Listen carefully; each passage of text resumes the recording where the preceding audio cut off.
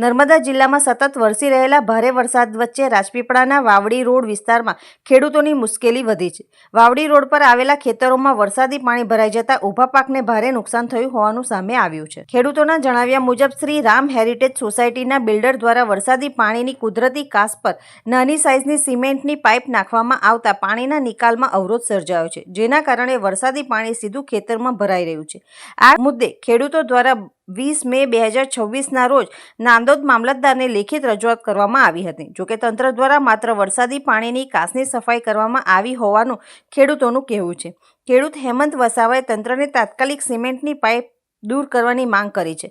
સાથે જ ચેતવણી આપી છે કે જો સમસ્યાનો વહેલી તકે ઉકેલ નહીં આવે તો તેઓ વરસતા વરસાદ વચ્ચે જ ધરણા પર બેસશે. રાતનો વરસાદ ચાલુ છે અને એટલો વરસાદ પડ્યો છે કે અમારા ખેતરમાં પાણી ભરાઈ ગયા છે.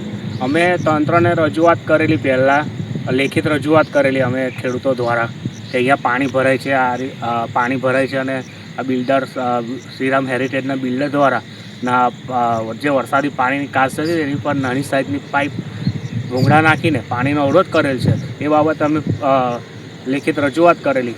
ત્યાર પછી એ લોકોએ ખાલી કાચની સફાઈ કરી છે. જે પાઇપ હટાવવાની હતી તે હટાવી નથી ને એના કારણે જો અમારા ખેતરમાં આજે પાણી ભરાઈ ગયા છે અને પાણી ભરાવાથી પાકને નુકસાન થવાની ભીતિ છે. અને આ પાણી જો હજુ વધુ વરસાદ પડશે તો પાણી વધુ ભરાય છે. એટલે તંત્રને અમારે એટલી અપીલ છે કે વહેલી તકે જો આ પાણીનો નિકાલ કરાવે, જે પાઇપ છે એ કઢાવીને જો અહીંયા પાણીનો જો વહેલી તકે અમારે આ પાણીનો નિકાલ કરાવી આપે એટલી તંત્રને અમારી રજૂઆત છે.